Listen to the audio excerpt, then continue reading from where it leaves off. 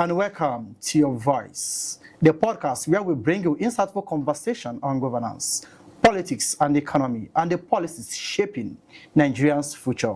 I am your host, Mbai Emmanuel, reaching out to you from President Bola Ahmed Tinubu Media Center. Today, we are discussing some of the key policies and reforms of President Bola Ahmed Tinubu's administration, their impacts on Nigeria, and other trending issues at the heart of national discourse. To help me unpack these important topics, I am delighted to welcome our special guest for today, Rep. Akin Rotimi Jr., the spokesperson of Nigerian House of Representatives and member representing Ekiti North 1 Federal Constituency. He is a respected public policy expert, a strategic communication professional, and a lawmaker. Rep. Rotimi has been at the forefront of legislative communication and public engagement in the 10th Assembly. Rep. Rotimi Jr., it's our pleasure, my pleasure, to have you on this show. Welcome, sir. Thank you very much, Emmanuel, for having me, and thanks to your team and the viewers at home for tuning in. Definitely, I'm sure I'm going to laminate this section and keep it forever. Thank you so much for having our time. Yes. All right, I'm going to start this discussion with you, centering on a burning issue in the country currently now, and it has to do with security. Recently, the Senate just passed the state's police bill. I want to know, where is the House of Representatives on this particular burning issue? Thank you very much for the question. Like you rightly said, this is a very important topic. Of course, issues of insecurity has been widely acknowledged. It's not something that any arm of government, either the executive or the legislature, can shy away from. The country is facing, huge bouts of insecurity in very many parts. Like you rightly said, yesterday, the Senate passed the State Police Constitutional Amendment Bill. But before that, as far back as June 11th, 2026, the House of Representatives had considered and passed the State Police Constitutional Amendment Bill. We had an overwhelming consensus around it. We had 289, people voting for. Only one person voted against. We made the constitutional requirements for such a constitutional amendment bill. Now, what you have at this time is that, considering that the Senate passed it on June 24, 2026, considered an executive bill that was sent, which the Senate passed. What the House rules and the Senate orders also prescribes is that we're going to have a look at both versions. If there are any variations between what we passed and what the Senate passes, we're going to set up a conference committee that will look at harmonizing both positions and come out with one clean copy, after which it will then proceed for further legislative consideration. Namely, considering the fact that it's a constitution amendment bill, it would have to go to all the state houses of assembly, right, across the 36 states in the Federation, for them to also vote on it. And once we have 2/3 of the considerations, it can then now proceed, to the Mr. President for assent. So overall, I think that there's been broad consensus around it, around the fact that this is the imperative, this is the way to go. I must, of course, give, a lot of commendation to the Right Honorable Benjamin Okezie-Kalu, who is the chairman of the House Committee on Constitutional Review, and of course, under the leadership of Right Honorable Abbas Tajuddin, who have worked, with the whole House in a very inclusive and consultative way. We've had, public hearings across the entire country. We've engaged stakeholders across board to ensure that all the concerns that stakeholders have are taken into consideration even before we progress on the bill. So, it can be a seamless process to passage of the bill in the near future. So we want to assure Nigerians that this remains a priority for us, and the House of Representatives will continue to take the lead in ensuring that this comes to pass as quickly as possible. Thank you so much, sir. I was listening to you with a keen interest because for me, this is educative, okay? A lot of persons do not actually know that for this bill to be assented to by Mr. President, it has to go to the 36 states House of Assembly for them also to like get to be part of it. Okay, but that also brings me back to... I didn't mention that I'm also one of the sponsors of the bill. So there are, I think, about 5 sponsors of various versions of the bill, which was harmonized, of course, with input from the presidency, input from stakeholders across board, the police, the judiciary, everybody. But, I'm one of the principal sponsors. I know that Right Honorable Benjamin Okeze-Kalu also sponsored, the bill, and, a number of... so it's something that everybody across board knows that the time for it has come. Yes. That's fantastic.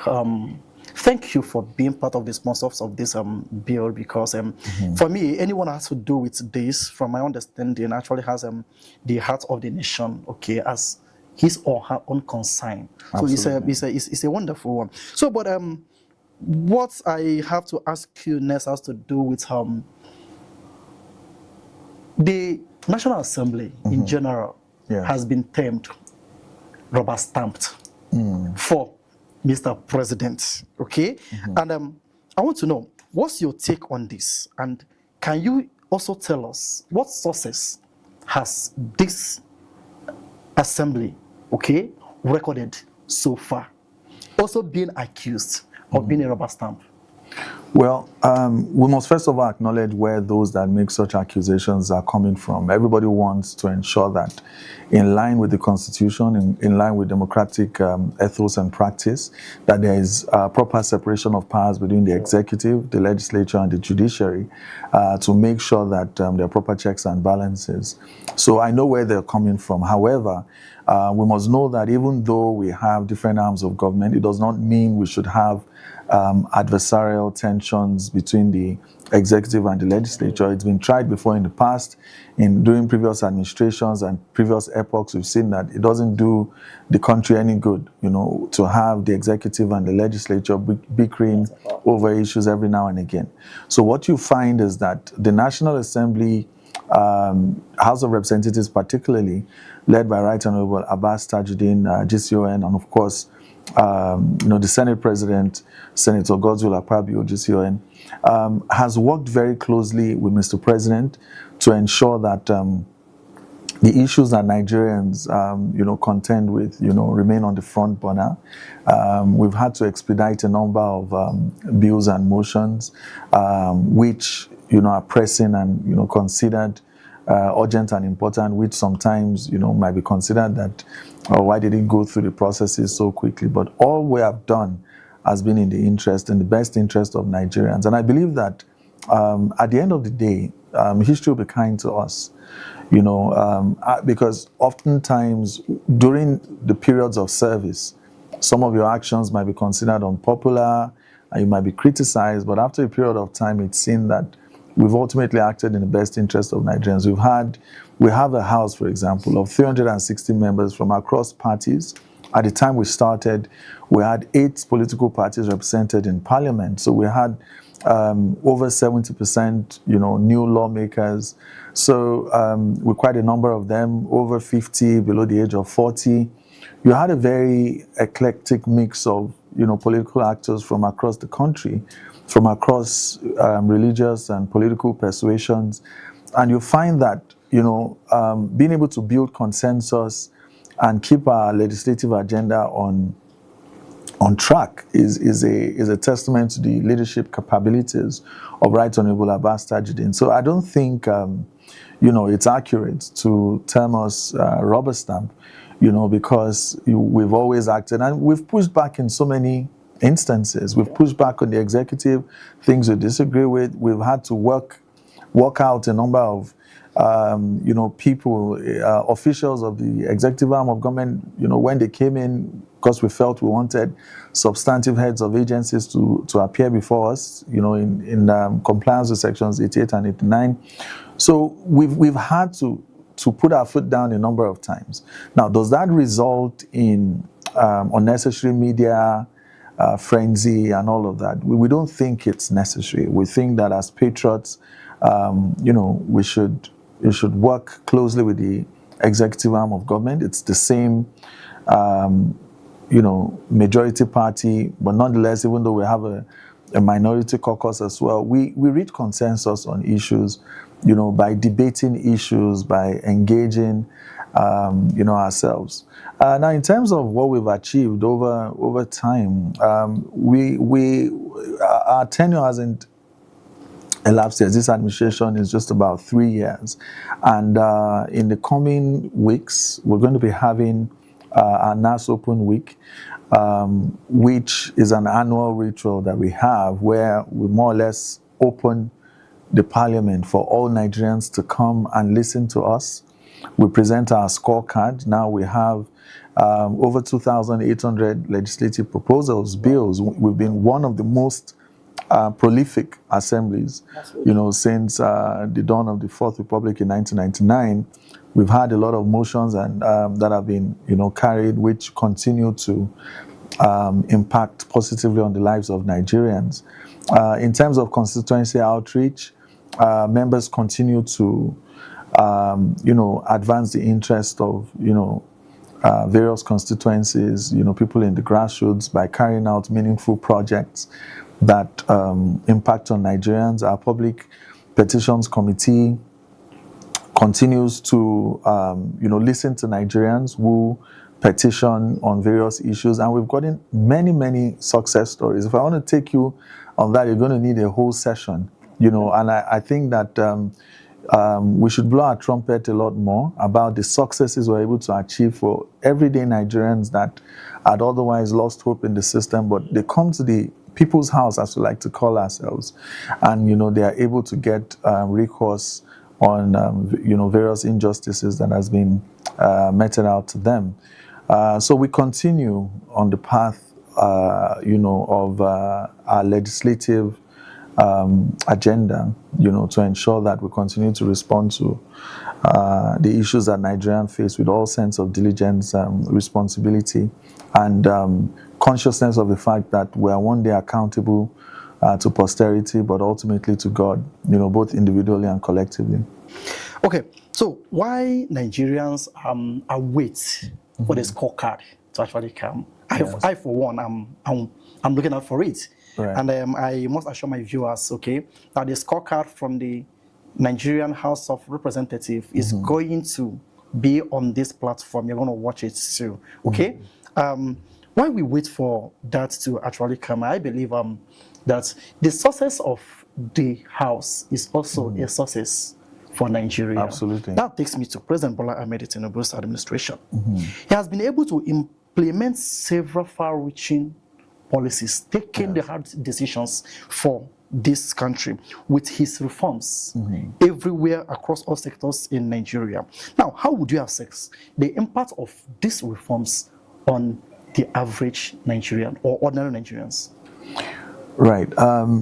So for me, and I'll speak for myself, even though I'm the spokesperson of the House, but I realize that, I also speak for an entire House of different partisan interests.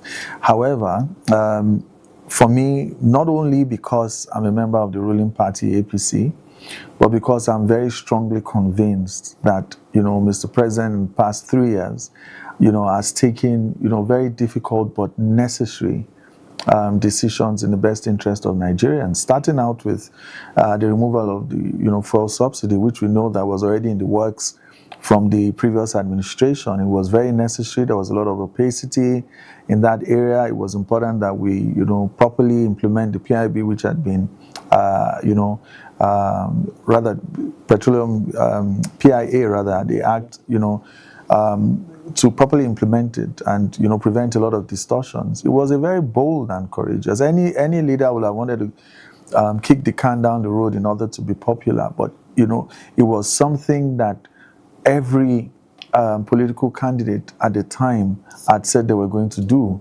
and so that's one.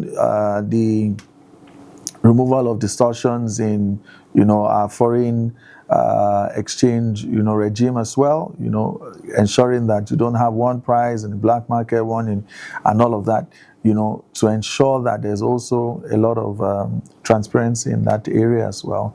There have been so many other places in which Mr. President has continued to, we see around Abuja, all that we continue to see in terms of infrastructure development. We see across the entire country a lot of legacy road and infrastructure projects happening. We see that Mr. President has also devolved, even without going through the long process of constitutional reviews and all of that. We're seeing fiscal federalism, by ensuring that there's a lot more devolution of resources, to the states. Okay, there is this popular African adage that says a tree does not make a forest. Indeed. Yes, and the Mr. President over there, he's the figurehead, and every now and then you talk about a good governance or bad governance, it always goes back to the president. Okay, if something is going wrong in your local government, going wrong in your state, going wrong in your they say it is the president. Now, let me put this question to you. Okay, no, not to you, to your office as a spokesperson of the House. Okay, now, how will you describe the relationship between President Bola Ahmed Tinubu and the executive of the National Assembly, in particular House of Representatives? Oh, well, for us, the relationship has been very cordial. There's a lot that happens behind the scenes, as is expected in, any functional democracy. We have a leader, Right Honorable Abbas Tajuddin, that believes in consensus building. It believes in bringing maturity, even in very, very difficult situations. And we've had a great relationship with the House. The leadership of the House has had a great relationship with the executive arm of government. And that does not mean that we don't push back on many issues. We do push back on a lot of issues. We do agitate, and it's the job of Mr. Speaker to amplify what it is that members are saying. And we'll continue to do that, to continue to hold the executive to account and continue to ensure that through our constitutional role of oversight, we continue to, hold the executive to account in very many ways. Oh, that's good. Okay, let's take a trip to Ekiti North, one for constituency. Right. Okay. Before I pose my question on you, congratulations for being the flag bearer for your constituency. Thank you. My people used to say that it is he who have done well that more work is going to be given to. So as you prepare for your another mandate given to you by your people, how would you assess your stewardship to your people of Ekiti North, one for that constituency? And also, what do you intend to accomplish going forward? Right, thank you. So you did say that performance and good work always gives you another opportunity. Sure. But politics is a lot more complex than that. In many cases, performance is not enough. That's the truth. In many areas around the country, there are issues of zoning, there are issues of various political interests to balance out and all of that. So I'll just say that it's the providence of God. I'm extremely grateful to God. I'm extremely grateful to my leaders, across board, His Excellency, Governor Biodun Abayomi, Ubanji, and, all our leaders that have worked, together to, give that platform for me to be able to earn the party's ticket to be able to run again. What I was just clear about was that at the time we're going to stand for re-election, performance will not be a factor, why I wouldn't be considered. So, and I think that by God's grace, we're able to achieve that it was never a consideration of performance.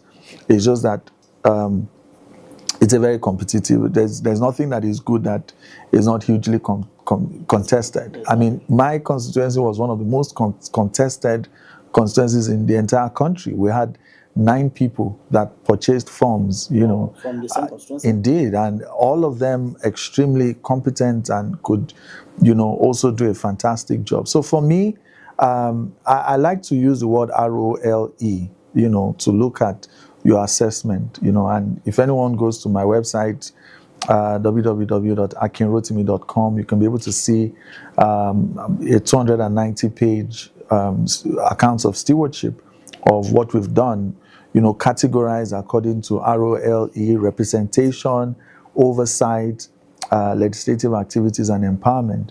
So when you talk about representation, by God's grace, we've gotten over 50 people. We've been able to facilitate jobs in various government agencies through our direct support and help and assistance. By the House rules, members are only allowed to be a part of about 12 House committees. But because of my role as the spokesperson of the House, I'm in about 80-something committees. And a few times you made mention of your governor. Absolutely. Yes, you made mention of your governor. For the first time in Ekiti State, this is the first time a sitting governor is winning back-to-back on that seat. What do you think contributed to this? Maybe just in a few ways, okay? Well, I just think I think it's a reflection of who we are as a people. Number one, which is the fact that we always have. Ekiti is the only state in the country where we have just one ethnic group.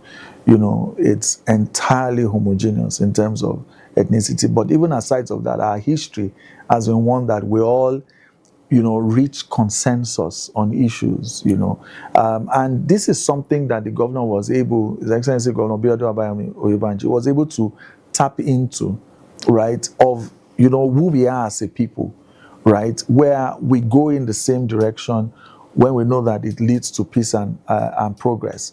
He was someone that carried along every key stakeholder group in the state. He would reach out to opposition figures. He built a truly inclusive government that was non-partisan in a lot of its approach. So that, number one, is the structure that first of all even allowed him to be able to perform. Because where you have issues of politics and all of that sorted, you're able to concentrate on governance. He built consensus across board. For example, in the National Assembly, Ekiti State Caucus of the National Assembly under the leadership of Senator Michael Okoyemi Bamidele, he led all of us, to work very, very closely with the governor. We had seamless interactions with the governor. We had cooperation on several priorities of the state. So, that counted for something. It also counted for something that all the former governors in the state since 1999 were all unified behind this person. These are things that had never happened before.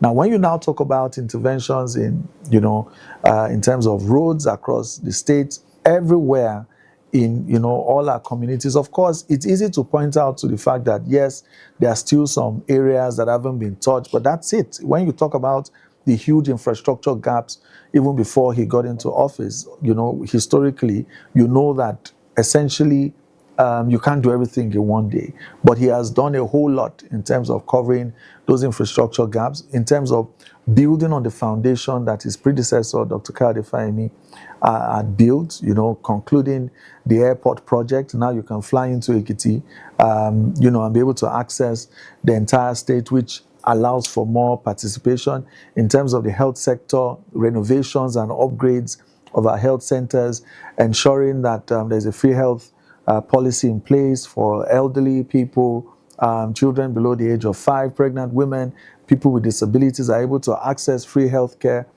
free and qualitative education, right, for students, right, including provision of free JAM forms, free WAEC forms. So anybody that has, and he's been also a disability champion. He actually has a whole office on disability matters and social inclusion, so everybody sees that even people with disabilities are able to have opportunities in government, through his legislation, through his programs and policies. He's done all of that. And, I can go on and on in terms of his impact. Are you sure I'm not going to change my state? My state is performing okay. Well, I don't know what state you are, but so for us, it was more like a referendum on his performance. He had over 85% of votes, which is unprecedented. We had victory in 177 wards. He didn't lose one word, right? And you had many instances for example, in my own unit, my polling unit was one of many polling units where nobody else had a score. We had 100%. Other people were having 0, 0. It was 000 across board. That's awesome. Rep, I must say that my viewer will we are staying glued to this discussion because Absolutely. the result speaks for itself. And It's been a pleasure having you on this wonderful podcast show. And believe you me, if I sit down here for the next 1 hour, I will still enjoy it. Indeed. Thank you so much for the time you have given to us. It is my pleasure. Definitely, I'm sure we're going to do it again and again because Nigerians want to hear what is it that our people representing us are doing and how is governance translating to the good of the people. Thank you so much. Thank you very much for having you here. Thank you. And I'll be happy to also facilitate you speaking with several other people. I wish I was an exception. I'm not. There are so many exceptional lawmakers really advancing change. And we want to change the perceptions that Nigerians have that lawmakers are not doing anything and are just sitting pretty. So I'll be happy for you to have this same conversation with many of my colleagues. Thank you very much for having me. It's a big one. Thank you. Thank you so much. Thank you, my dear viewers, we have been speaking with Rep. Akin Rotimi Jr., who is the spokesperson for Nigerian House of Representatives. It didn't come from my mouth, it came from his own mouth. And I'm sure we're going to see him on this show again. I remain your host, Mba Emmanuel. And this is your voice from President Bola Ahmed Tinubu Media Center. We meet again. Thank you.